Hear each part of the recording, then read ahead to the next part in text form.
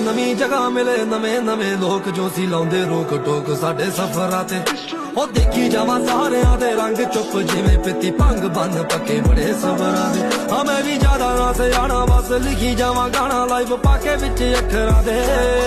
ਉਹ ਜਿਹੜੇ ਛੱਡ ਜਾਂਦੇ ਖੁਸ਼ ਰਹਿਣ ਜ਼ਿੰਦਗੀ ਦਾ ਮਜ਼ਾ ਲੈਣ ਫੇਰ ਕਿਤੇ ਟੱਕਰਾਂਗੇ ਉਹ ਅੱਜ ਕੱਲ ਰੱਖਦੇ ਨੇ ਸਾਰੇ ਦਿਲੀ ਖਾਰ ਕਾਤੋਂ ਦੁਸ਼ਮਣ ਬਣੀ ਜਾਂਦੇ ਅੱਜ ਕੱਲ ਯਾਰ ਕਾਤੋਂ ਬੜਾ ਕੁਝ ਦੇਖ ਲਿਆ ਛੋਟੀ ਜਿਹੀ ਜ਼ਿੰਦਗੀ 'ਚ ਤਾਂ ਵੀ ਸਾਰੇ